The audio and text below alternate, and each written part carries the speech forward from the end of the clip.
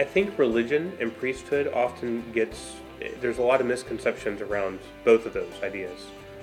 People assume that because I'm a priest, I spend all my days praying and spending time in a chapel. The reality is the church has given me an opportunity to meet some of the most amazing people and travel to some of the most amazing places. We're really not worthy, but somehow it's like God calls us, in spite of our ordinariness, to do some pretty incredible things. I guess what I most like is it gives you an opportunity, kind of a door into people's lives that is remarkable still. The very fact that people know that you're a priest, they presume a kind of trusting relationship, and you're able to enter their lives in very important moments, I think, in vital ways. Most priests will tell you that their greatest joy comes from the Eucharist, but I know for myself, the greatest joy that I experience is in the Sacrament of Reconciliation. I've never experienced the Sacrament of Reconciliation with anybody where I haven't felt more humbled and more closer to God as a result. I'm allowed and asked to be with people in their most intimate moments. Births, weddings, deaths, all the things in between. I experience in a single day sometimes the whole range of life.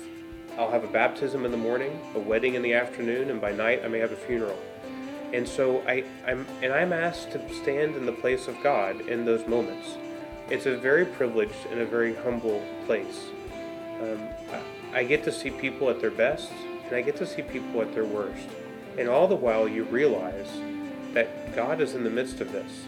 A sense of service, a sense of being with people in their vulnerability, but also in their joys and triumphs. More specifically for me as a Basilian, in education, in teaching, and being with the students. Okay. I think for me the biggest misconception is that they think all priests are alike. One thing about being in the Basilian Fathers is that we're an immensely diverse group with very, very different views, opinions, interests. I think the biggest misconception about being a priest is that we don't have fun. Usually we just only are at the church, at the rectory or something, having meetings, saying mass. I think the challenges of priesthood, there definitely is I think it's one of those things where you look at the other side of the fence and you always wonder what if. So sometimes I'll be walking through a park and I'll see a couple holding hands, or I'll baptize my little nephew, and I'll think about what could be. But I think it's kind of a nostalgic what could be that everybody else goes through as well, that we only have one life, and with that life we choose something. And because we choose something, we don't choose other things. I think there are times of loneliness, just as with anyone, not just priests.